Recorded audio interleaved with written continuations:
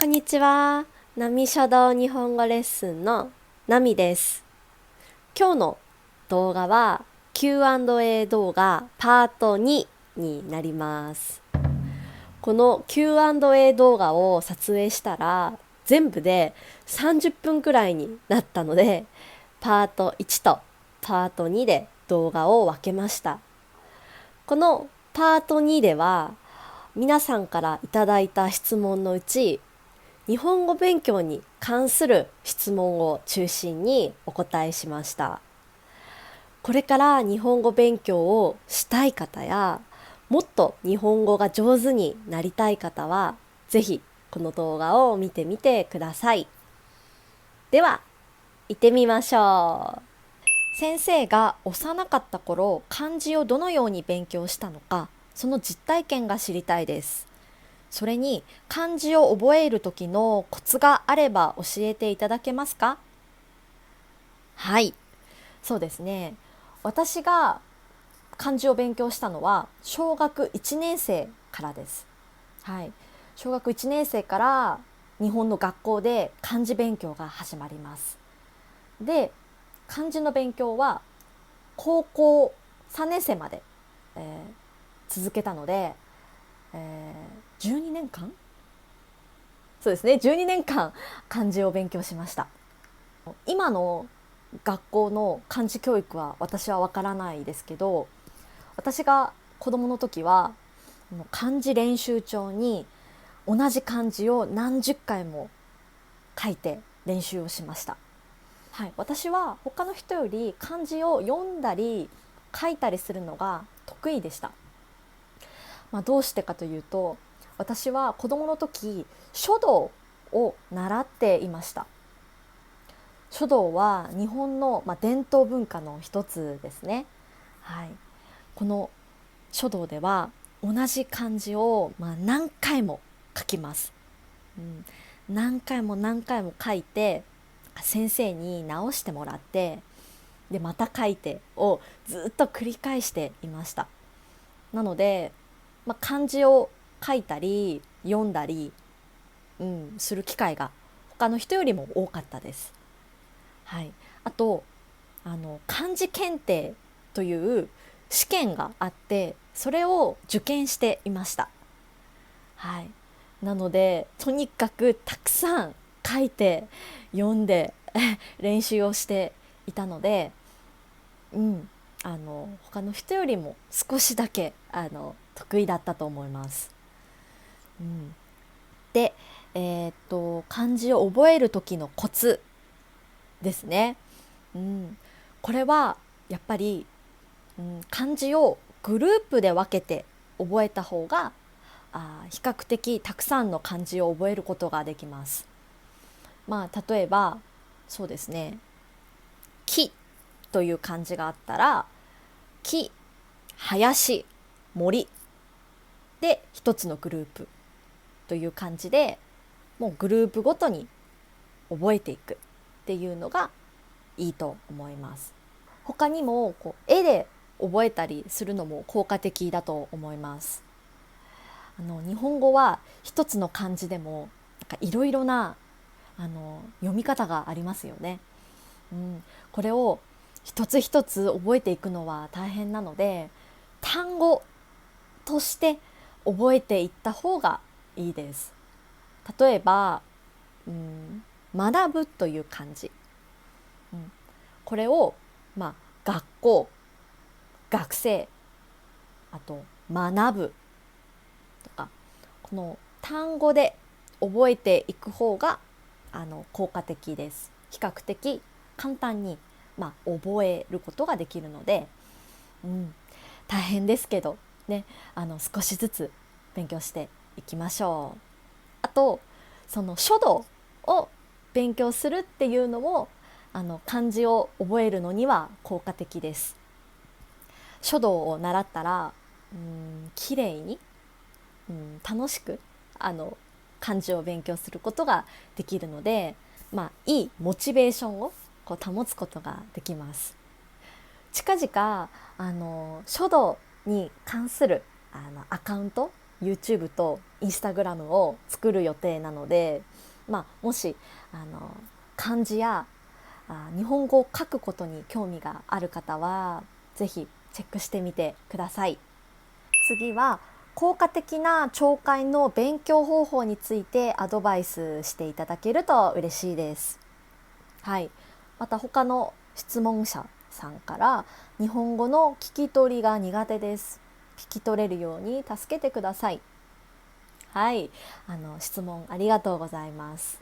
そうですね、私は今まで3年間日本語教師としてたくさんの学生さんに日本語を教えてきました。でその中でも特に日本語が上手な生徒さんたちにどうやって日本語を勉強したのか聞いたら、ほとんどの人たちがシャドーイングで勉強しましたと言ってた学生さんが多かったです。例えば自分の好きなアニメやドラマをシャドーイングしながら何度も何度も同じストーリーを聞いて話して聞いてを繰り返すっていうのが効果的だと思います。これをすることで、聞き取りだけじゃなくて話す力も勉強することができるので、一石二鳥だと思います。はい、好きなアニメやドラマだったらモチベーションもずっと長く続くし、単語もたくさん増やすこともできるし、話すことを聞くこともね、総合的に見ても日本語能力を一気に高めることができるので、私も一番おすすめします。はい、今ワーホリを準備しているので日本で働く時によく使う漢字や用語が知りたいです。そうですね、日本で働くその仕事内容によっても使う日本語は変わってくるので、そうですね、具体的な日本語の単語をお伝えするのはちょっと難しいですけど、どの仕事でも共通して使うのは敬語、丁寧な話し方です。これはどこでもどこで働いても必ず使うので、うん、勉強をするのをおすすめします。日本語の丁寧な話し方って確かに勉強するのが大変なので、そうですね、これも単語とセットで覚えていくことをおすすめします。例えば確認するという単語があったら、確認する、確認します、確認いたします、確認させていただきますを一つのセットで覚えるという形ですね。はい、で単語ごとに丁寧な話し言葉を覚えていくと、いいと思います。そうですね、今後日本で生活をする方々のための動画も、出していけたらいいなと思ってます。はい、日本で暮らす前に知っておくといいこと、生活のコツがあれば知りたいです。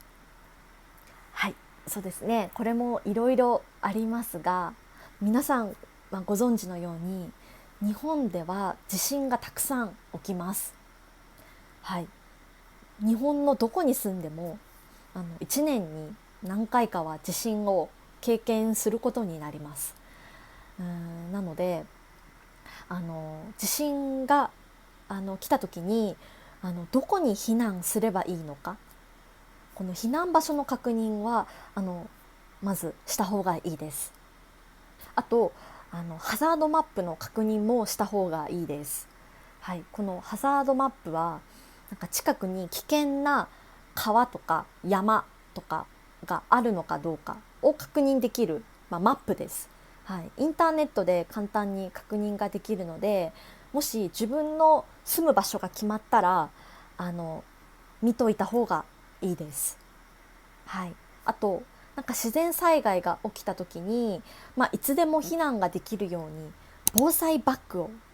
準備しておくといいです。何を準備したらいいかわからないという人たちは防災バッグが簡単にインターネットでも買えるので、ぜひチェックしてみてください。はい、そして日本で、暮らす時に知った方がいいことはゴミ出しのルールです。はい、ゴミ出しのルールはその日本の住む場所によって全然違います。はい、ルールもすごく複雑化しているのでもし住む場所が決まったらいろいろ見て勉強した方がいいですね。はい、例えば私の住んでいる地域では、燃えるゴミ、燃えないゴミ、紙類、ペットボトル、あと電池とか、他にもいろいろルールがあって、その専用の袋も買う必要があります。なのでゴミ出しをするにはまず専用の袋を買ってそこに詰めてゴミ出しをしますね。ちょっとそうですね、ルールがその地域によって全然違うので、はい、確認してみてください。では次が最後の質問です。日本に3ヶ月間滞在するか考えています。日本語を勉強するために日本へ行って日本語専門学校には通わず田舎の民泊をしながら地元の日本人と一緒に生活しても大丈夫ですか？はい、まずこの質問は日本語専門学校に3ヶ月間通うか田舎の民泊に泊まりながら日本人と一緒に生活するのか、どっちがいいですかという質問ですね。これは質問者さんの日本語のレベルによって大きく変わってくると思います。例えばある程度日本語が話せてひらがな、カタカナ、漢字もある程度読めるのであれば田舎の民泊するのはすごくいいと思います。その現地の人たちと生の日本語を話したり、日本の文化を直接知ることができる、いい機会になるので、とても楽しいと思います。ただもし何か、緊急事態とか、自然災害が起きた時に、日本語しか話せない状況ってなるとちょっと不安になることはあると思います。あとこの3ヶ月間は独学で勉強することになるので、ちょっとモチベーションが、長く続かないって思う人もいるかもしれないですね。はい、これは個人差が出ると思います。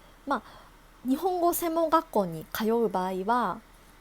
いろんなサポートを受けることができますね。もし、間違えた日本語を質問者さんが話した時に日本語の先生が正しく教えてくれるっていうのは大きいですね。あと生活で何か困ったことがあったら、そのサポートを受けることができるっていうのも